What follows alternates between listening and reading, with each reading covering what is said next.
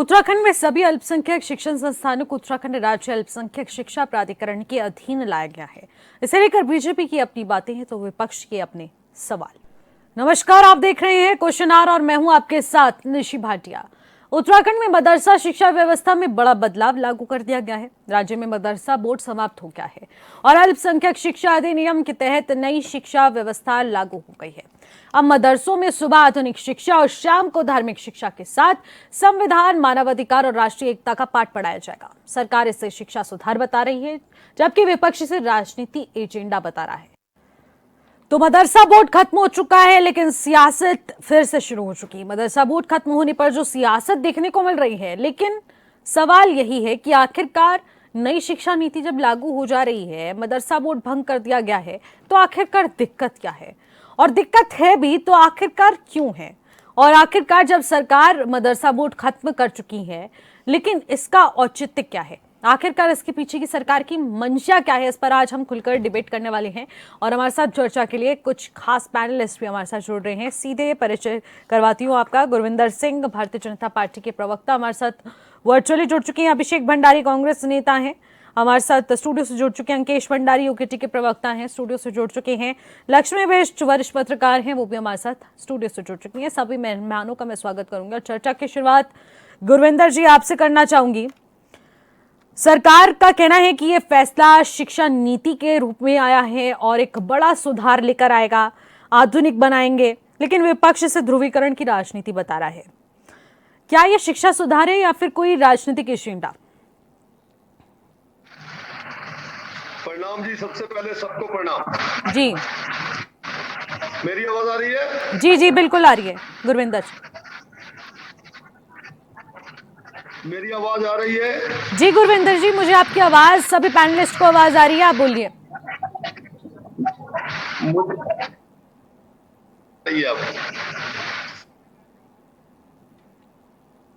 ठीक है, तो शायद गुरविंदर जी को हमारी आवाज नहीं मिल पा रही है, लेकिन हमें उनकी पूरी आवाज आ रही है। एक बार फिर से उनसे कनेक्शन जोड़ने की कोशिश करेंगे। लेकिन अभिषेक भंडारी जी, आपके पास आ जाती हूँ।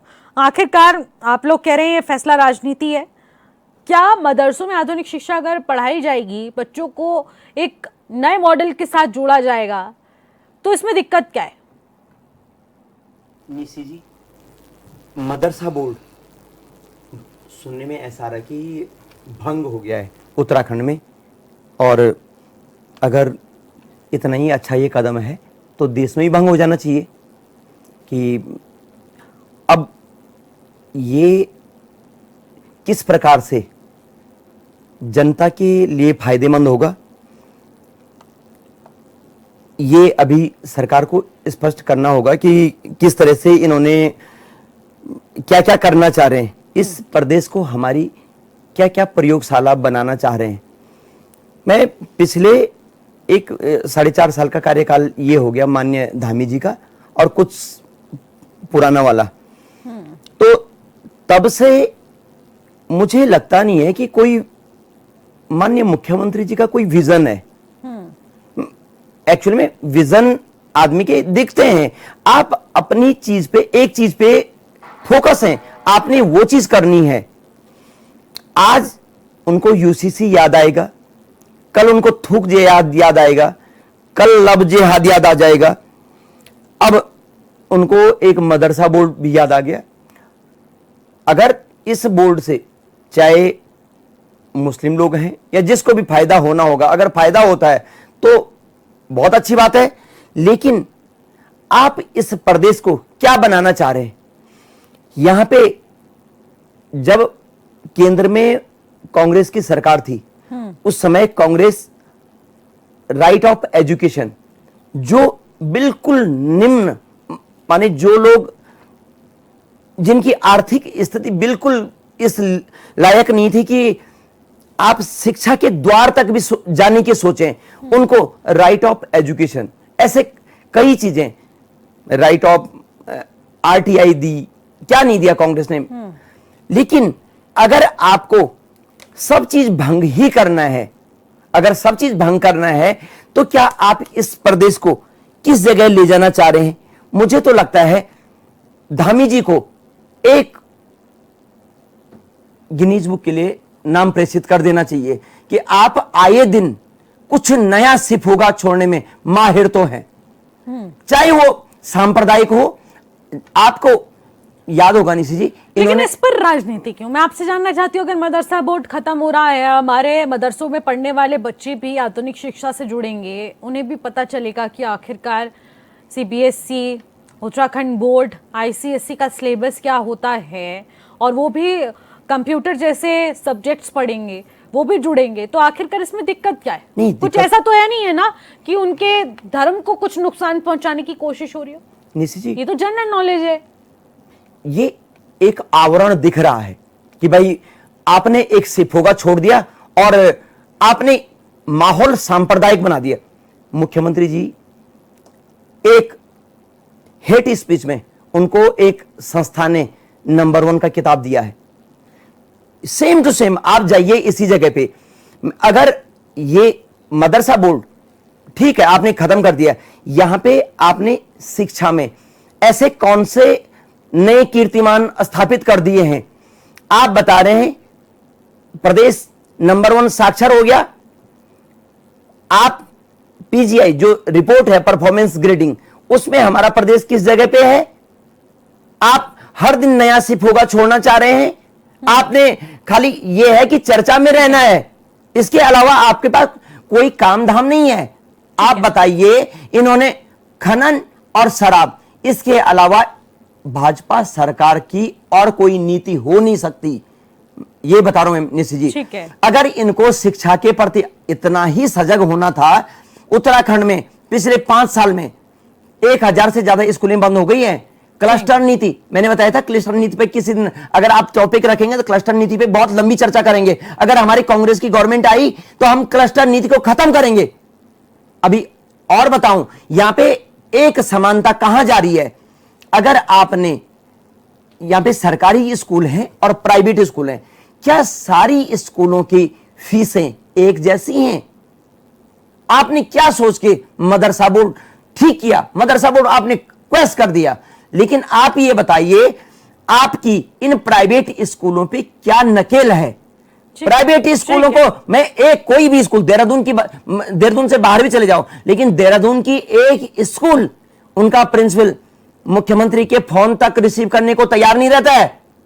और तो और कोई भी स्कूल, यहां देहरादून बता रहा हूं, स्कूल, हॉस्पिटल्स कोई भी मानकों के अकॉर्डिंग नहीं बने हुए हैं। जब हादसा बनता है, दिल्ली में मालवीय नगर में 2 मंजिला होटल 9-10 मंजिला बन के जब उसमें आग लग गई, एक केशव नेगी हमारा उत्तराखंड का जेल चले गया।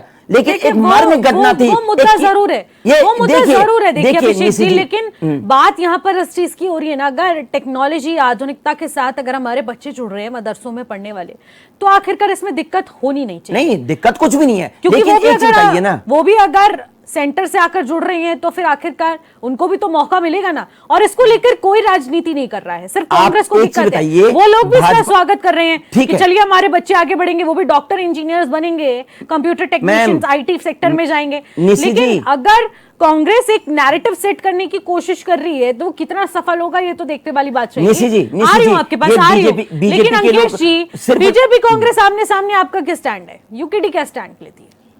निशी जी, पहले तो ये समझना पड़ेगा कि क्या ये फैसला वास्तविक रूप से बच्चों को भविष्य को लेकर के है या फिर एक राजनीतिक संदेश है। पहले तो समझने की आवश्यकता है। और जहाँ तक दूसरी बात है कि ठीक है बच्चों के भविष्य को लेकर के सरकार इतनी सजीदा है इस प्रदेश में खास तौर से, तो आज तक क्यों नहीं इस पर ध्यान दिया गया? ये मदरसा जो प्राधिकरण बनाया गया, अल्पसंख्यक प्राधिकरण बनाया गया है, इस पर जो है इससे पहले क्यों नहीं ध्यान दिया गया? क्या बीजेपी की सरकार अभी बनी? पहले समझने वाली बात तो ये है, बीजेपी की 25 वर्ष बने इस राज्य को हो गए हैं, और 2002 से जो पहले जो सरकार बनी वो भारतीय जनता पार्टी की सरकार थी यहाँ पे नित्यानंद जी के उसमें। क्या उस समय नहीं बन सकता था ये? उसके बाद 2007 में खंडूरी जी और निशंक जी लगातार बारी बारी से इस प्रदेश में आए, दोनों ही जो है। उसके बाद जो है त्रिवेंद्र रावत जी, तीरथ सिंह रावत जी, और उसके बाद धामी जी, तो इतने लोग भारतीय जनता पार्टी के मुख्यमंत्री के रूप में इस प्रदेश में विराजमान रहे। क्या इतने सालों बाद इन्हें आज याद आई कि इस प्रकार के बोर्ड के हमें गठन करना चाहिए? और यदि आपको वास्तविक रूप से उन अल्पसंख्यक समुदाय के बच्चों की इतनी फिक्र है, तो आपके ही कार्यकाल में उनके हक और अधिकार क्यों छीने गई? क्यों उनके असली हक और अधिकारों को आपने डाका डालने का काम किया? और क्यों नहीं आज तक उस पर जो है एक उचित कार्रवाई नहीं हो पा रही है? मैं बात कर रहा हूँ निशी जी, अल्पसंख्यक छात्रवृत्ति की घोटाले की बात, ठीक है, जो 2022, 21-22 और 23-24 जब धामी जी मुख्यमंत्री रहे, अभी भी धामी जी मुख्यमंत्री हैं, तो क्यों नहीं उस पर उचित कार्रवाई हो रही है? यदि आपको वास्तविक रूप से चिंतित हैं आप बच्चों के भविष्य, देखिए हम तो मानते हैं स्वागत योग्य कदम है, लेकिन सरकार ये तो बताए कि आप पर आपका चिंतित प्रॉपर हैं। स्टैंड क्या है अंकेश जी? देखिए निशी आप जी, यदि सपोर्ट शिक्षा करते हैं या नहीं करते हैं निशी जी, इस शिक्षा फैसले का? व्यवस्था में यदि कोई बेहतर कदम हो रहा है तो उसका स्वागत होना चाहिए, लेकिन हमारी सरकार की मंशा पर सवाल है। आखिर चुनाव से पहले क्यों? क्या आपकी सरकार 27 से पहले बनी? 22 से आप 5 साल होने को जा रहे हैं और आपको आज चिंता हो रही ठीक है? है। किस बात के लिए? क्या आप चुनाव में जाने से पहले एक राजनीतिक रंग देना चाहते हैं इस प्रदेश में? क्या आप यहाँ पर इस प्रदेश में हिंदू मुसलमान की राजनीति करके जिस प्रदेश का वजूद सनातन से चलता आया है, आदि अनादिकाल से, जिस प्रदेश ने जो है सनातन के ध्वजवाहक रही है, लेकिन जिस अंकेश प्रदेश जी, की अगर संस्कृति- राजनीति का ये हिस्सा देखिए, होगा निशी तो जी, ये मैं फैसला लेने पे निशी तो जी, उन्हीं का ही मैं नुकसान होगा ना। आपके चैनल के माध्यम से कहना चाहता हूँ, पौड़ी गढ़वाल से लेकर के चमोली हो, रुद्रप्रयाग हो और यहाँ तक कि पिथौरागढ़, नैनीताल, अल्मोड़ा, हमारे तमाम ऐसे जिले हैं जहाँ पर मुस्लिम गांव भी हैं, बहुत पहले से हैं, जो कुमाऊनी भी बोलते हैं, गढ़वाली भी बोलते हैं। यदि मैं आपके चैनल के माध्यम से बताना चाहता हूँ, वो हमारे सांस्कृतिक उससे भी रहते हैं। हाँ, हो सकता है उनका धर्म अलग है, हमारा धर्म अलग है, वो अलग बात है, वो अपनी परंपराएं सबको मानने का अधिकार है और सबको। लेकिन मेरा प्रश्न यहाँ पर यह है सरकार से कि भाई आप इतने यदि संजीदगी वास्तविक रूप से आप इतने चिंतित थे तो आपने जो उनका हक अधिकार है उस पर क्यों नहीं आपने जो उनको सुरक्षित करने का काम किया? और दूसरी बात निशी जी, यदि सरकार को इतनी फिक्र है, जो सामान्य शिक्षा है, आज जो है इस उत्तराखंड में 850 से अधिक विद्यालय बंद हो चुके हैं और उससे भी अधिक बात यह है, इस देहरादून में ही मैं बात बता दूं, लगभग इस देहरादून में इन 5 वर्षों में 105 विद्यालय ऐसे हो गए जो खत्म हो गए हैं, जिनकी स्थिति जो है जीर्ण शीर्ण है, या तो बच्चे जो है अन्यत्र विद्यालयों में शिफ्ट कर दिए गए हैं या फिर जो है कि वो विद्यालय पूर्ण रूप से बंद कर दिए गए। ऐसे ही तमाम प्रत्याचलों की बात मैं कर रहा हूँ। और दूसरी बात, इस प्रदेश में आज जिस प्रकार से भारतीय जनता पार्टी की सरकार एक धार्मिक उन्माद फैलाने का काम कर रही है, वो मुझे नहीं लगता कि यहाँ का जो जनमानस है, उत्तराखंड का जनमानस है, वो उसको कहीं भी जो है एक्सेप्ट करेगा। ठीक है, वो तो पता चल जाएगा, 2027 के चुनाव नजदीक हैं। आपने देखा, अगर राजनीतिक लाभ लेंगे तो नुकसान तो पहुंचेगा ही ना। मैं एक घटना आपके माध्यम हाँ, से, एक छोटा सा एक आपके आज की बात बता रहा हूँ निशी जी, बहुत दुर्भाग्य का विषय है और बहुत दयनीय स्थिति हमारे पहाड़ों की वास्तविक रूप से स्वास्थ्य की लचर व्यवस्था की मैं बात करना चाहता हूँ।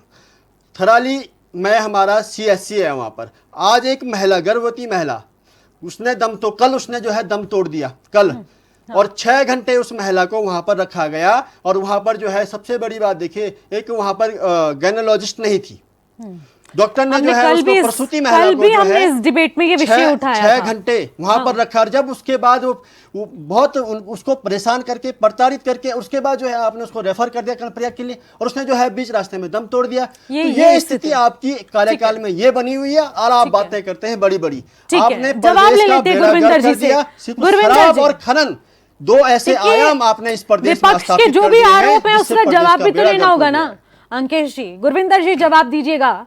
ध्रुवीकरण की राजनीति बताया जा रहा है कि धर्म पर राजनीति करना, मुसलमान, मस्जिद, मदरसा, यही सब एक टारगेट बन चुका है बीजेपी का। क्या वाकई में मदरसा वोट भंग करने के पीछे यही माइंडसेट है या फिर वाकई में बच्चों को आधुनिकता और नई शिक्षा नीति से जोड़ने की कोशिश? प्रणाम, मेरी आवाज आ रही है? जी बिल्कुल आ रही है गुरविंदर जी। सभी को, पैनलिस्ट को मेरा बहुत बहुत प्रणाम जी। अच्छा, मैं आज का विषय है, उत्तराखंड सरकार ने जो आज 1 तारीख से मदरसा शिक्षा बोर्ड को समाप्त कर दिया और अल्पसंख्यक शिक्षा प्राधिकरण, उत्तराखंड माइनॉरिटी एजुकेशन अथॉरिटी को लागू कर दिया और इसका बहुत सारे मुस्लिम पक्षों ने इसका बहुत सम्मान भी किया। और ऐसे यशस्वी और आदरणीय मुख्यमंत्री जिन्होंने एक ऐतिहासिक बदलाव राज्य के सभी पंजीकृत मदरसों को मुख्य धारा शिक्षा प्रणाली नेशनल एजुकेशन पॉलिसी NEP से जोड़ दिया है। अब इस व्यवस्था में जो बदलाव है, मैं 2-4 चीजें बताऊंगा। कि मदरसों को एक नई मान्यता मिल रही है। अब राज्य के सभी मदरसों, जैसे प्राथमिक स्तर के मदरसे जिसमें सिर्फ दीन की तालीम दी जाती थी, उत्तराखंड के शिक्षा विभाग या अल्पसंख्यक शिक्षा प्राधिकरण के तहत नई मान्यता संबद्ध कर दिया गया। इसमें छात्रों को लाभ निश्चित है।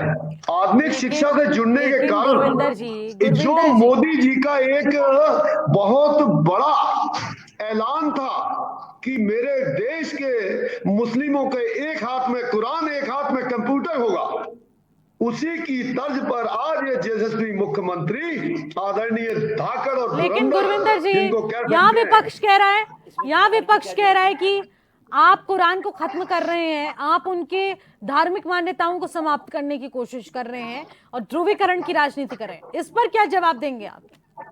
देखिए साहब, देखिए मैम, ये जो विषय विपक्ष लगा रहा है, विपक्ष के पास कोई मुद्दा आज अपना रखने के लिए नहीं है। वो सिर्फ जो नई नीतियां, नई जो योजनाएं, नई जन कल्याणकारी योजनाएं जो ला रहे हैं, उनकी सिर्फ और सिर्फ उसकी खिलाफत करने के अलावा, अगर आप धैर्य से इस मेरी 2-4 बातों को सुनेंगे तो ये आप समझेंगे कि उस अगर मदरसे में जो सिर्फ दीन की ही एक रिक्शे वाला या एक बहुत ही मजदूर व्यक्ति जिसका बच्चा सिर्फ और दीन की पढ़ाई पढ़ता होगा, अगर इसमें जो नई अब मान्यता आ गई, ये उत्तराखंड माइनॉरिटी एजुकेशन अथॉरिटी लागू की गई है, उससे अगर उसका बच्चा पढ़ लिख कर अगर एक हाथ में कुरान तो लेगा ही, लेकिन दूसरे हाथ में कंप्यूटर वाली शिक्षा भी लेगा, तो आधुनिक शिक्षा से जुड़ने के कारण मदरसों में पढ़ने वाले बच्चों को मुख्य धारा के शैक्षणिक प्रमाण पत्र भी प्राप्त होंगे, जो देश भर में समान रूप से मान्य होंगे। पर्यवेक्षण देखिए, राज्य के सभी मदरसों की निगरानी अब शिक्षा मंत्रालय के डिजिटल प्लेटफॉर्म। गुरविंदर जी, हम ये सब जानते हैं, लेकिन बड़ी बात ये ना कि आखिरकार जब इस तरीके के आरोप लगते हैं तो सरकार की मंशा पर सवाल उठ रही है, टारगेट किया जा रहा है कि आखिरकार सरकार जब ये सब उचित कदम उठा रही है, आधुनिकता से, पारदर्शिता से जोड़ने की कोशिश की जा रही है, तो कहा जा रहा है कि सिर्फ और सिर्फ अल्पसंख्यकों को ही क्यों टारगेट में लिया जाता है। और अगर वाकई में अल्पसंख्यकों की इतनी चिंता है तो बाकी कामों में, बाकी घोटालों में तब अल्पसंख्यकों के हितों की लड़ाई लड़ने में सरकार आगे क्यों नहीं आई? ये आरोप लग रहा है। इसको लेकर क्या कहना चाहेंगे आप? एक छोटा सा कमेंट दीजिए। मैं इस बात पे बड़ी विशेष एक बात कहता हूं कि भारतीय जनता पार्टी कभी भी धर्म के आधार पर कोई भी अपनी योजना, जन कल्याणकारी योजना को नहीं बनाता है। ये सिर्फ और सिर्फ 60 साल कांग्रेस में रहते हुए जो राज किया, उसमें धर्म के आधार पर अल्पसंख्यकों को अलग तुष्टीकरण की नीति अपनाते हुए उनकी योजनाएं बनाते थे। हमने जैसे घर घर शौचालय बना, आप देखिए कभी किसी मुस्लिम को पहचान कर शौचालय बन रहा, उज्ज्वला सिलेंडर मिल रहे हैं पूरे देश में। हमारे उत्तराखंड में किसी कभी जाति देख के सिलेंडर बढ़ता है। अटल आयुष्मान योजना जो सारे देश में सिर्फ एक विशेष कार्ड को मिलती, लेकिन उत्तराखंड में प्रत्येक उत्तराखंड के नागरिक को जो इस देवभूमि में निवास करता है, वो चाहे मुस्लिम है, चाहे वो हिंदू, सिख, कोई भी होगा, उसको इसका अटल आयुष्मान योजना का लाभ मिल रहा है। कोई भी किसान सम्मान निधि किसी जाति को देख के नहीं बनाई गई। जनधन खाते जीरो बैलेंस पे बने, जो बहुत ही कोई गरीब भी व्यक्ति होगा, पहले 2000 से लेके आप जानती होंगी 5000 रुपया का खाता खोलकर 2 गारंटर लेके आओ, लेकिन आज एक आधार कार्ड लेकर कोई भी मुस्लिम, मेरी बहन, मेरा भाई, जो भी कोई होगा, वो जाता खाता खोलता, तो उसे ये नहीं कहा जाता कि मुस्लिम के उस पे है। और ठीक है गुरविंदर जी, देखिए समझने की कोशिश की जाएगी कि आखिरकार सरकार जिस माइंडसेट के साथ इस मदरसा बोर्ड को भंग कर रही है, क्या वाकई में इसके पीछे की मंशा यही है? इस पर लक्ष्मी बिष्ट से भी मैं जवाब लूंगी, लेकिन फिलहाल एक छोटे से ब्रेक का वक्त हो चुका है। ब्रेक के बाद जो लौटेंगे आप सब बने रहिए। तो ब्रेक के बाद एक बार फिर से आपका स्वागत करते हैं क्वेश्चन आवर में, और खास चर्चा हो रही है। मदरसा बोर्ड खत्म हो चुका है, लेकिन सियासत शुरू हो चुकी है। इस पर खास चर्चा के लिए हमारे साथ खास पैनलिस्ट बने हुए हैं। सीधे रुख करते हैं पैनलिस्ट का, और लक्ष्मी बिष्ट चर्चा की शुरुआत आपसे कर लेते हैं। और आपसे मैं जानना चाहूंगी कि आखिरकार मदरसा बोर्ड भंग कर दिया गया है, नई शिक्षा, पारदर्शिता, आधुनिकता के साथ मदरसे में पढ़ रहे बच्चों को जोड़ने की कोशिश की जा रही है, ऐसा सरकार का कहना है। लेकिन मदरसा बोर्ड भंग होने के पीछे क्या कारण है और इसके क्या फायदे क्या नुकसान है? निशी, सबसे पहले तो हमारा जो संविधान है वो ये नहीं कहता है कि मदरसा बोर्ड पे जो है वो प्रतिबंध नहीं लगा सकता, लेकिन हाँ सरकार अगर चाहे तो कुछ मानक तय करके जो है इस पे मतलब रोक लगा सकती है। लेकिन उसके लिए अगर मदरसा बोर्ड और या उस समुदाय को कोई दिक्कत आती है तो वो कोर्ट के लिए जो है सुरक्षित मामला वो जा सकती हैं। लेकिन जहाँ तक मदरसा बोर्ड समाप्त करने की बात है और मैं अपना विचार रखूँ इस पे, तो मैं सरकार की बिल्कुल इसमें जो है तारीफ करना चाहूँगी कि हमारे बच्चे जो हैं शिक्षा के लिए ख़ास तौर पे एक उनमें मतलब अलग अलग जो हम लोगों को पढ़ाया जा रहा है, एक या मदरसा में बच्चे अलग अपनी उसके लिए पढ़ रहे हैं, वो चीज़ खत्म होनी चाहिए। क्योंकि बच्चों का जो है अधिकार सबका समान शिक्षा पे है, समान जो संविधान हर चीज़ के लिए एक तय करता है लिमिट की, वो हर इंसान को मिलनी चाहिए। तो कहीं ना कहीं जो है मदरसा बोर्ड जब खत्म होता है तो उन बच्चों के लिए जो है और सब्जेक्ट्स जो हैं अपनी धर्म की पढ़ाई तो वो करेंगे, उसमें कोई रोक नहीं है। लेकिन उसके साथ साथ अगर बच्चे और सब्जेक्ट भी पढ़ते हैं तो देखिए देश का भविष्य है उनमें, तो निश्चित तौर पे जो है ये सरकार का जो कदम है तो मैं इसकी सराहना करना चाहूंगी। क्योंकि उन बच्चों के लिए भी सरकार सोच रही है तो कुछ अच्छा ही सोचेगी। क्योंकि देखिए कई सब्जेक्ट ऐसे होते हैं कि या फिर माँ बाप नहीं वो करवा सकते हैं तो वो मदरसे में, जो आजकल ऐसा भी नहीं है कि सारे बच्चे मदरसे में जा रहे हैं, कुछ बहुत बच्चे हैं इंग्लिश मीडियम स्कूलों में पढ़ रहे हैं, लेकिन उनकी जो एक रहती है कि हाँ हम लोगों ने जो है अपनी जो शिक्षा होती है वो धार्मिक शिक्षा जो होती है वो देनी होती है। बट आज की डेट में है कि अगर वो धार्मिक शिक्षा दे भी रहे हैं और मदरसे में जो बच्चे पढ़ रहे हैं उनके फ्यूचर के लिए जो है उनको सारे सब्जेक्ट अगर पढ़ते हैं, और जो रही बात की एक हाथ में कंप्यूटर है तो वो बुरा नहीं है, मैं उसकी तारीफ करना चाहूंगी कि ये जरूर होना चाहिए था। और सरकार ने जो फैसला लिया है वो कहीं ना कहीं सही है। हाँ, राजनीतिक रंग इसको दे सकते हैं क्योंकि चुनाव आने वाले हैं, तो चुनाव अगर आ रहे हैं तो विपक्षी दलों का भी अपना दलील सबकी रहती है। लेकिन एक मानवीय तौर पे इसको टोटली देखा जाए तो मैं इसको अच्छा समझती हूँ, क्योंकि वो बच्चे भी समान शिक्षा के लिए अधिकार है उनका, और उनको भी संपूर्ण जो जितना सब्जेक्ट है या आगे भी उनको जो फ्यूचर में भाई बहुत अच्छी पदों पे वो जा सकते हैं, तो उनके लिए भी रास्ता खुला होना जरूरी भी है। बिल्कुल। देखिए, लेकिन दूसरी तरफ ये भी तो कहा जा रहा है ना कि मदरसों में जब शिक्षा दी जाएगी तो आखिरकार मदरसा बोर्ड भंग होकर ही ये संभव है। क्या वाकई में कोई नियम कायदे कानून लागू करके भी तो इस नीति को सुधारा जा सकता था? नहीं तो कोई बात नहीं है निशी, मैं जितना समझती हूँ कि अल्पसंख्यक आयोग के जो तरह से जो इनको पढ़ाया जाएगा तो वो ठीक है, सब बच्चों को एक समान पढ़ाया जा रहा है। सरकार उनको सबको एक नजर से देख रही है। सरकार के मन में ये नहीं आ रहा है कि ये इसमें ये मदरसे में ही पढ़ेंगे है या उनकी शिक्षा नीति अलग हो, वो चीजें अलग है। लेकिन समान तरीके से अगर शिक्षा दी जा रही है, एक ही बोर्ड के द्वारा सारे बच्चों को शिक्षा दी जा रही है, तो इसमें कोई राजनीति मेरे हिसाब से होनी नहीं चाहिए। ठीक है, अब मुझे गुरविंदर जी जवाब दीजिएगा, एक कमेंट चाहिए मुझे आपसे, फिर मैं आती हूँ बाकी पैनलिस्ट पर। गुरविंदर जी, कहा जा रहा है, विपक्ष आरोप लगा रहा है मदरसा बोर्ड भंग होने पर कि मस्जिद मजार मुस्लिम एकमात्र टारगेट हर चुनाव से पहले बीजेपी का रहता है। ध्रुवीकरण की राजनीति पर बीजेपी का मेन फोकस है और अब मदरसा बोर्ड जो भंग किया गया है वो इनका एक स्टेप है। देखिए, मैं एक बात कह देना चाहता हूं कि पहले तो आप एक बात समझ लें, ये हमारे बंधु, कि जो आधुनिक शिक्षा का जो ये ताना बाना बना, इसमें धार्मिक शिक्षा भी ग्रहण हो सकती है। किसी भी धार्मिक गतिविधि को इसमें रोका नहीं गया है।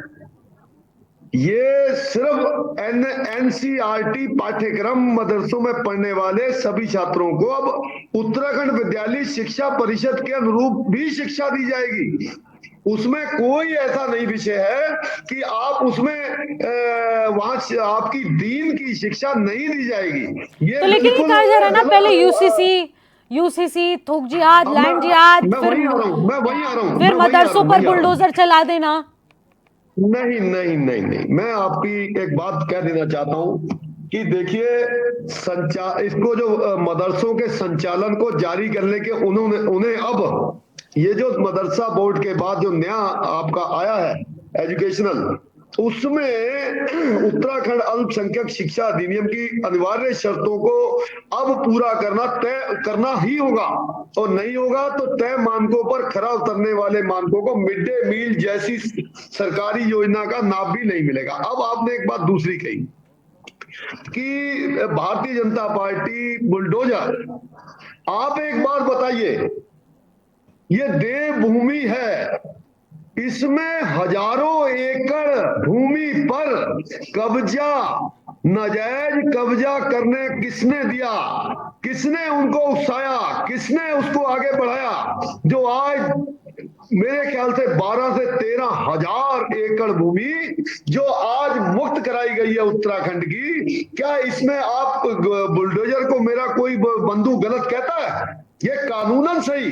और सुनिए, भारतीय जनता पार्टी सदैव मुस्लिमों को आगे बढ़ाने का प्रयास करती है, जबकि विरोधी विपक्षी जो दल हैं ये सदैव मुस्लिमों को, आज तक अगर आप इतिहास उठा लीजिए, एक ऐसी बात बताऊंगा, 3 तलाक जो कानून आया, सारे विपक्ष ने घड़ियालू आंसू बहाने शुरू किए। लेकिन गुरविंदर जी अगर बीजेपी मुस्लिम को आगे बढ़ाने के लिए कार्य कर रही है, तो फिर जब मुस्लिम यूनिवर्सिटी का मुद्दा उठता है तो उसको तंज के तौर पर क्यों लिया जाता है? और फिर जब अल्पसंख्यकों का जिक्र होता है तब आखिरकार कांग्रेस पर ये आरोप क्यों लगाए जाते हैं कि वो मुस्लिम हितैषी पार्टी है? मैं आज इसको प्रूव करता हूं। जब 2004 में हमारी तिवारी जी की सरकार थी, कांग्रेस की तिवारी सरकार थी, उन्होंने शेख उल हिंद एजुकेशन सोसाइटी को सारे कानूनों को ताक में रखते हुए देहरादून में 20 एकड़ तक जमीन खरीदने की अनुमति दी। और ये शेख उल हिंद एजुकेशन सोसाइटी के अध्यक्ष महमूद मदनी, जो जमायत उलेमा हिंद के भी प्रधान है, इनको 20 एकड़ जमीन, आप अभी चेक कर लीजिए कि वो क्या कांग्रेस सरकार ने तुष्टीकरण नीति के तहत मुस्लिम यूनिवर्सिटी बनाने का, और उसके बाद हरीश रावत सरकार जो थी, उन्होंने इस पे मुस्लिम विश्वविद्यालय स्थापित करने की वकालत भी की। तो आप एक बात बताइए, ये कौन ऐसी बातें कर रहा है? ये बातें भारतीय जनता पार्टी अपनी नीतियों में, चाहे शौचालय हो, चाहे वो जनधन खाते हो, उसमें सभी मुस्लिमों को साथ लेके जाती है। सबका विकास, सबका विश्वास, सबसे बड़ी बात सबका विश्वास। और इस पर जवाब ले लेते हैं, गुरविंदर जी। एक मिनट लूंगा मैम, 1 मिनट। ठीक है, छोटा कमेंट। बंधु ने कहा, छोटा था, अभी मेरे एक बंधु ने कहा कि ये हमेशा, ये पहली बार यहाँ क्यों हुआ, ये अभी क्यों हुआ, इससे पहले भी सरकारें थी। तो मैं आज कह देता हूं कि वो धाकड़ और धुरंधर धामी के कार्यों को, कि उत्तराखंड में पहली बार नेशनल गेम, राष्ट्रीय खेलों का सफल आयोजन हुआ, उत्तराखंड में पहली बार G20 सम्मेलन का पहली बार सफल आयोजन हुआ। लेकिन गुरविंदर जी, ये भी आपको पढ़ के उपलब्धियां गिनानी पड़ रही हैं। अब तो फ्लेक्स पोस्टर सब जगह छप चुका है, पढ़ने की जरूरत नहीं, अब तो रट जाना चाहिए। ठीक है अभिषेक जी, मैम आपने भी अभी ये बात कही कि 27 में दूध का दूध और हाँ वो तो हो जाएगा, जनता देखिए देवभूमि की जनता बहुत समझदार है, भली भांति जानती है किसका साथ देना है और किसके साथ चलना है और किसको नकारना है। ठीक है अभिषेक जी, जवाब दीजिए। निशी जी, मैं अभी भाजपा के प्रवक्ता हैं गुरविंदर जी, अब किसी दिन अगर ये मुस्लिम यूनिवर्सिटी पे चर्चा करेंगे, टॉपिक रखिएगा और इनको भी रखना टॉपिक में, और हमें भी बुलाना, ठीक है? तो पूरे तथ्यों के साथ बताऊंगा, भागते हुए नजर आएंगे, चाहे गुरविंदर जी हों चाहे धामी जी हों, दोनों भागते हुए नजर आएंगे। और दूसरी बात, अभी आज टॉपिक था मदरसा बोर्ड पे, तो मदरसा बोर्ड में इन्होंने जो क्वेश्चन किया है, मैं ये बोलना चाह रहा हूं, तो मदरसा, अगर आपकी नीयत इतनी अच्छी है मुसलमानों के बच्चों के हितों की काम के लिए, तो आप बोर्ड को भंग करने के बजाय उसमें जो अन्य पाठ्यक्रम है उसमें संबंध तो कर सकते थे। ऐसा नहीं है कि ऐसे हमारे यूपी बोर्ड है, उत्तराखंड बोर्ड है, सीबीएसई पैटर्न है, आईसीएसई पैटर्न है, अलग अलग पैटर्न है, तो सब तो चलते हैं। ठीक है, तो मदरसा बोर्ड में भी ये चल सकता था। ऐसा नहीं है कि आपको सिर्फ 2027 चुनाव नजर आ रहा है। अभी तथाकथित जो ये अभी हमारे सिख भाइयों के द्वारा जो थोड़ा जिसके साथ भी वार्तालाप, जितना हंगामा हुआ, हमारा प्रदेश इतना आतंकित रहा, अगर ये मुस्लिम में से किसी एक आदमी होता तो धाकड़ धामी अपनी तलवार लेके खुद ही बाहर आ जाते। लेकिन मैं क्या किस कदर से सरकार औंधे मुंह गिरी। हम भी ये नहीं चाहते हैं कि प्रदेश का माहौल खराब हो, चाहे उसमें हम भी हैं या प्रदेश का कोई बाहर का। लेकिन मैं चलिए आपसे जान लेती हूँ, आप बोलते हैं 2027 की राजनीति में इसको जी ध्रुवीकरण दिया जा रहा है, एक ध्रुवीकरण रूप दिया जा रहा है। मैं आपसे जानना चाहूंगी कि अगर वो ये फैसला ले लेते हैं, चुनाव से पहले ले लिया है जो, जी क्या फायदा पहुंचेगा उन्हें? उनको तो नुकसान है। निशी जी, अभी तक भाजपा को जो लगता था कि ये सनातन की झंडा भरदार पार्टी है और हिंदू लोग जितने भी एंटी मुस्लिम या अन्य हिंदू लोग इनको आंख मूंद के वोट दे देंगे, आज वो समय चले गया। जैसे मदरसे पे इन्होंने आक्रमण करते हैं ना, आज इन्होंने एक मंदिर भी है और मंदिरों को भी नहीं छोड़ा। आज देख रहे होंगे बद्रीनाथ, केदारनाथ, गंगोत्री, यमुनोत्री आए दिन चढ़ावे के नाम पे, लूट खसोट के नाम पे अयोध्या मंदिर। और आज कल योगी आदित्यनाथ बड़ी सभा में बोले थे, अरे राम मंदिर तो छोड़ो, तुम बात कर लो अब काशी की। अरे भाई, राम को लाने वाले और राम को लूटने वाले भी आप ही हैं। तो जितने मंदिरों के अब ये नहीं है कि हिंदू आपसे जबरदस्ती आपको लग जाएगा कि कल आपने इनको थोड़ा हम लोगों को बहला दिया, फुसला दिया। कई राजनीतिक मुद्दे होते हैं, आदमी बहक जाता, कई चीजें होती हैं, जाति व्यवस्था। लेकिन आज हिंदू समझ चुका है कि जो ये भाजपा है, एक ने सोमनाथ लूटा, ये भाजपा मंदिरों को लूटने के लिए आ रखी है। अयोध्या लूटा, बद्रीनाथ लूटा, केदारनाथ लूटा, आगे पता नहीं कितने मंदिर लूटे जाएंगे। और समिति भी ये खुद बनाते, एसआईटी खुद बनाते हैं, जज भी खुद है, पैरोकार भी खुद है, चोरी करने वाले भी खुद हैं। तो जनता अब आने वाले समय में जनता खुद फैसला करेगी। ठीक है अंकेश जी, मैं आपसे जानना चाहूंगी, क्या आप ये नहीं मानते कि जो ध्रुवीकरण की राजनीतियों का बार बार जिक्र होता है, अल्पसंख्यकों को टारगेट करने का जिक्र होता है, मंदिर मदरसे और मज़ारें, इन चीजों का जिक्र जब होता है, इससे ऊपर उठकर अब शिक्षा की नीति पर चुनाव लड़ने की तैयारी हो रही है, इसलिए मदरसा बोर्ड भंग किया है? क्या इस एंगल से नहीं देखा जा सकता? निश्चित जी, शिक्षा एक समान शिक्षा दे रहे हैं। नहीं, देखिए, एक समान शिक्षा दे रहे हैं तो पहले भी हो सकता था। इसके लिए चुनाव से पहले, जैसे मैंने पूर्व में भी कहा, कि फैसला लेने की क्या आवश्यकता थी। पहले भी तो आप ले सकते थे, आप पिछले 4 साल से सत्ता में बैठे हैं, आप पहले भी ले सकते थे। और मुझे तो ये 4 जुलाई को जो है एनडी तिवारी से ऊपर आगे बढ़ने वाले हैं दिनों में, ऐसा भी सुनने में आ रहा है। इस प्रकार की भी कोई कार्यक्रम चलने की बात हो रही है। तो इस प्रदेश का पैसा तो सारा इनके तैयारियों में ही चला जाने वाला है। अभी ये साल तो इनके तैयारियों में ही जाएगा पूरा। 1000 करोड़ तो पहले इस प्रदेश को चुना लगा हुआ है। और अब और मुझे लगता है कि जब तक धामी जी रहेंगे तब तक, जैसे अभी हमारे भाई ने बोला कि ये धुरंधर धामी है, कभी ये धाकड़ धामी है, तो मुझे तो लगता है ये सरेंडर धामी है। और ये ऐसे सरेंडर धामी हैं कि जो सिर्फ कहाँ चुनावी फ़ायदा होना है, किस तरह चुनावी फ़ायदा लेना है और कब चुनाव की पिच पर खेलना है, ये अपने गुरु के पद चिन्हों पर चल रहे हैं। आज जिस तरह से गुरु ने जो है देश का बंटाधार कर दिया, उसी तरह चेले ने भी आज जो है उत्तराखंड का बंटाधार कर दिया है। इस प्रदेश के प्रत्येक कोनों में जो है, प्रत्येक गांव-गांव तक शराब की दुकानें पहुंचाने में यदि किसी का श्रेय है तो भारतीय जनता पार्टी का सरकार की श्रेय है। इस प्रदेश को बर्बाद करने का यदि श्रेय जाता है तो भारतीय जनता पार्टी की सरकार को जाता है। इस प्रदेश की शिक्षा व्यवस्था को आघात पहुंचाने का काम यदि किसी सरकार में हुआ है तो भारतीय जनता पार्टी की सरकार में हुआ है, जहां 800 से अधिक विद्यालय आज बंद हो गए हैं और जो है 850 पद प्रधानाचार्य विहीन विद्यालय हैं। 850 पद, 850 जो विद्यालय हैं वो प्रधानाचार्य विहीन विद्यालय हैं। और 14,500 जो एलटी और प्रवक्ताओं की पदों की मैं बात कर रहा हूं, वो सारे खाली हैं। तो आप किस शिक्षा नीति की बात कर रहे हैं? किस प्रकार आप प्रदेश की शिक्षा को ले जाने की बात कर रहे हैं? आप बात कर रहे हैं हम शिक्षा व्यवस्था को दुरुस्त कर रहे हैं। अरे कैसे दुरुस्त कर रहे हैं आप वो तमाम पद नहीं भर पा रहे हैं। आप जो है वो 65,000 जो प्रदेश में आज पद खाली है उनको नहीं भर पा रहे हैं। आप वो तमाम जो चीज़ें हैं, आज आउटसोर्स के माध्यम से जो कर्मचारी हैं उनको पक्का करने का आदेश आया है 2018 में, उसको आप नहीं कर पा रहे हैं इस प्रदेश में।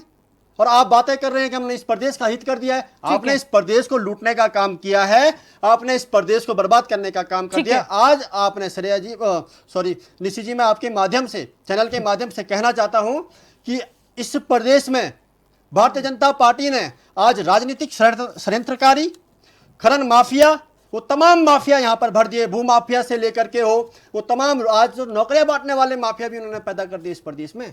और उन जो नकल कानून की बात करते हैं कि हमने इतना बड़ा जो है नकल विरोधी कानून बनाया है, उस कानून की पोल खुली। आप देखिए अब हाकम सिंह, जिसको जो है 2 बार आपने जेल के सलाखों के अंदर डाला है, शिक्षा नीति पर जब बात होती है तो कठोर रूप से सजा देने का काम आपने नहीं किया। जिस सिलेबस की बात करें, लेकिन अगर शिक्षा नीति पर ये सिलेबस खोल दिया जाए तो फिर तो सवाल उठेंगे। और अभी जिस तरीके से राष्ट्रीय परीक्षा नीट, इतना बड़ा कॉम्पिटिटिव एग्जाम नेशनल लेवल का, वो तक लीक हो गया तो इस वक्त बेहद गंभीर विषय बन चुका है। लगातार डिबेट्स हो रही हैं उसको लेकर, लगातार सवाल उठाए जा रहे हैं, लेकिन अभी भी खुलकर प्रमुखता से बात नहीं की जा रही है। अगर सरकार वाकई में शिक्षा को लेकर, बच्चों के भविष्य को लेकर चिंतित है तो इस पर भी आकर सामने बोलने की जरूरत है। लक्ष्मी बेश जी, क्या मानती हैं आप कि 2027 से पहले इस तरीके के माहौल बनाना, ध्रुवीकरण की राजनीति जिस तरीके से कांग्रेस कह रही है और दूसरी तरफ बीजेपी कांग्रेस आमने सामने है, लेकिन सरकार चाहती है कि पारदर्शिता बढ़े, आधुनिकता के साथ हम बच्चों को जोड़ें, क्या वाकई में मोटिव यही रहने वाला है या फिर 2027 से पहले कोई एक बड़ी तैयारी छिड़ रही है, लेकिन इसका बेनिफिट बीजेपी को कितने मिलने वाला है? निश्चित, देखिए कोई भी काम अगर सरकार अच्छा करती है तो मैंने पहले भी कहा था कि अच्छा करने पे देखिए उसको अप्रिशिएट भी किया जाना चाहिए। हाँ, कुछ कमियां जरूर हैं और हम भी उसको देखते हैं। जैसे जो अभी आपने नीट की बात करी तो उसमें कई लोगों की, उसके बाद तो ये भी देखा हमने कि कितने बच्चों की जान गई उसमें, और किस लेवल तक मतलब वो एग्ज़ाम जो था वो विवादों में घिरा। तो उस पर भी सरकार को ध्यान देने की बहुत ज़्यादा ज़रूरत है, क्योंकि हमारा यूथ जो है वो इस तरीके से अगर परीक्षाएं होती हैं और इस तरीके से अगर शिक्षा नीति पे बात होती है तो बहुत बहुत बच्चों का भविष्य जो है गर्त में है, और काफ़ी बच्चों की जो बहुत मतलब दुखद है कि उनकी जान तक चली गई।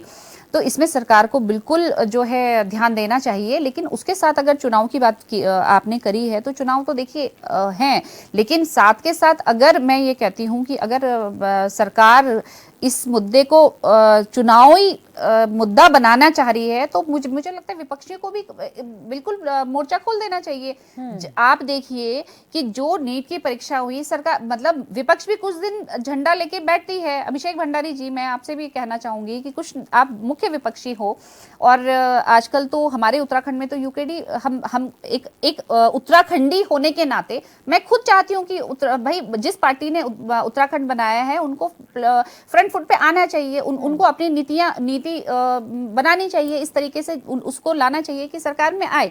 क्योंकि कोई भी सरकार अगर बहुमत से आती है तो वो कहीं ना कहीं निरंकुश हो जाती है। हम देखते भी होंगे, क्योंकि हमें लगेगा हमें कोई रोकने टोकने वाला ही नहीं है, तो हम अपनी मर्जी करेंगे। तो वही अगर आज आपको विपक्षियों को, पार्टी को भी लगता है कि ऐसा हो रहा है, तो भाई आप लोग कहाँ सो रहे हैं? आप लोग कहाँ सो रहे हैं? आप लोग तथ्यों के साथ सामने आइए। अगर आज भी आपको मदरसा बोर्ड भंग करने के लिए अगर आपको प्रॉब्लम आ रही है तो आप कोर्ट जाइए, आप स्वतंत्र हैं, आप कोर्ट में खटखटाइए। लेकिन अगर इसको चुनावी मुद्दा अगर बीजेपी बना रही है तो मैं तो ये कहती हूँ कि आप लोग क्यों नहीं बना रहे हो? अगर नीट की परीक्षाएं हैं या शिक्षा नीति हमारी गलत है और बहुत कमियां हैं सरकार में, तो आपको फ्रंट फुट पे आना चाहिए। 4 दिन अपनी आवाज उठा के 2 दिन बाद बंद नहीं कर देनी चाहिए। और अगर सरकार चुनाव देखिए दोनों पार्टियों के लिए मैं समझती हूँ, हमारे यूकेडी भी यहाँ है तो उसके लिए भी समझती हूँ कि चुनावी जो बिगुल है वो बज रहा है, तो आप लोग भी बजाइए। बिल्कुल, देखिए चुनाव हर किसी के लिए जरूरी है और इस वक्त चुनाव में जो मुद्दे बुनाए जा रहे हैं वो भी उतने ज्यादा ही जरूरी हैं। लेकिन अगर वो प्रदेश हित के हो तो एक चीज और निश्चित वही मैं कहना चाह रही हूँ कि अगर सरकार अच्छा काम कर रही है तो विपक्षियों को भी सपोर्ट करना चाहिए। ये नहीं कि हर चीज में विरोध कर रही है, विरोध कीजिए, लेकिन उस चीज का कीजिए कि जहां पे जरूरत है और लोगों के हित में। ठीक है, एक गुरविंदर जी, एक फाइनल कमेंट लेना चाहूंगी मैं आपसे 10 सेकंड का, और मैं आपसे जानना चाहूंगी क्या वाकई में मदरसा बोर्ड भंग करने की अभी इतनी जरूरत थी? क्योंकि अभी शिक्षा व्यवस्था में बहुत सारे काम पेंडिंग पड़े हैं, बहुत सारे शिक्षकों की भर्ती होनी जरूरी है। अगर उन्हें आप मूल शिक्षा से जोड़ना चाह रहे हैं तो अभी तो बहुत सारे काम पूरी बैकएंड में पड़े हुए हैं। 10 सेकंड। देखिए, मैं अभी लक्ष्मी जी ने बहुत अच्छी अच्छी बातें कही, और मैं एक बात कह देना चाहता हूँ कि विपक्षी सिर्फ विरोध की राजनीति के अलावा उनके पीछे कुछ नई नीति नहीं है जो समाज के समक्ष लेके आए कि ठीक है। आगे 27 का चुनाव है। आज अगर मैं कह सकता हूँ तो उत्तराखंड में अभी इलेक्शनों में 11 निगम, 45 नगर परिषदें, 50 नगर पंचायतें, ये सब में भारतीय जनता पार्टी का परचम ठीक लहरा है। और मेरे मुस्लिम भाइयों के लिए, जो मेरे मुस्लिम बच्चे हैं, जो इस देवभूमि में निवास करते हैं, उनकी अगर हम ये चाहते हैं उनका जीवन स्तर ऊंचा हो, वो ठीक है। अपनी ठीक है। समझने की स्थिति में आ जाए, जो ठीक कि है। ये नहीं चाहते। ठीक है, अभिषेक भंडारी जी, फाइनल कमेंट 10 सेकंड का। निशि जी, जिस देश में अभी आप नीट परीक्षा की बात कर रहे हैं, लोग रो रहे हैं 2024 में नीट परीक्षा लीक, 2025 में नीट परीक्षा लीक, नीट 2026 में अब इस पे सत्यता लगभग 88 टाइम्स बड़ी बड़ी परीक्षाएं लीक हो चुकी हैं। ठीक है। और छात्रों का मनोबल बिल्कुल डगमगा चुका है। आज किसके पास जाएंगे? ठीक है। तो 2014 में मोदी जी आए थे, उन्होंने बोला जो पहला वोटर है, आप देश के नाम भाजपा की सरकार को लाइए, ये ऐसे प्रधानमंत्री हैं। लेकिन अगर आपकी वाकई में, मैं बहन हमारी लक्ष्मी जी हैं, इन्होंने बताया कि अगर कोई भी विपक्षी दल हो, मैं ये बोल रहा हूं, हम ठीक है, जिस दिन फाइनल से कमेंट विपक्ष में हैं, डे बाय डे प्रतिदिन अपनी आवाज उठाते हैं, जनता की आवाज उठाते हैं। अंकेश भंडारी जी, 10 सेकंड का फाइनल हमारे कमेंट। या विपक्ष 10 सेकंड, 10 सेकंड सारी समय कम है। अभिषेक जी, मौका दिया। अभी अंकेश जी, 10 सेकंड। निशि जी, देश तो संविधान से ही चलता है और संविधान से चलना भी चाहिए। और जहाँ तक बात है, शिक्षा का अधिकार सभी को समान रूप से मिलना चाहिए, और यदि कुछ बेहतर हो रहा है तो उसका स्वागत है। लेकिन राजनीतिक रूप से कोई रंग देने का प्रयास कर रहा है या इस प्रदेश की फिजाओं को खराब करने का काम कर रहा है, तो उसका हम कड़ा विरोध करेंगे। ठीक है। और करना भी चाहिए विरोध, क्योंकि ये इनकी जो राजनीतिक मंशा है वो बिल्कुल शक के दायरे में, संदेह के दायरे में है। ठीक है, लक्ष्मी जी, 10 सेकंड का फाइनल कमेंट। मैं ये कहना चाहूंगी कि विरोध करना अच्छी बात है, लेकिन उस लेवल का अगर मैं विपक्षी पार्टी को कहूंगी कि बिल्कुल हमेशा सरकार का विरोध कीजिए, लेकिन अच्छी चीजों पे कीजिए, और जो मुद्दे हैं सरकार जनता के हैं उनको उठा के कीजिए, और बाकायदा प्रेशर वाली जो मुद्दे हैं उनको उठाइए, ताकि पता चले कि प्रेशर पड़े। माफी चाहूंगी आप लोगों को इंटरप्ट कर रही हूँ, लेकिन समय की कमी को देखते हुए इस चर्चा को यहीं पर समाप्त करना पड़ेगा। बहुत बहुत शुक्रिया हमारे साथ जुड़ने के लिए। तो आखिरकार मदरसा बोर्ड खत्म हो चुका है, लेकिन 1 जुलाई से जब मदरसा बोर्ड खत्म हुआ है तो 1 ही जुलाई से अब नई राजनीति को हवा मिल चुकी है। लेकिन 2027 चुनाव में बेहद कम समय बाकी है, और इस चुनाव से पहले आखिरकार बीजेपी को इसका कितना फायदा और कितना नुकसान पहुंचेगा, ये तो वक्त आने पर सब साफ हो जाएगा। फिलहाल मुझे दीजिएगा इजाजत, नमस्कार।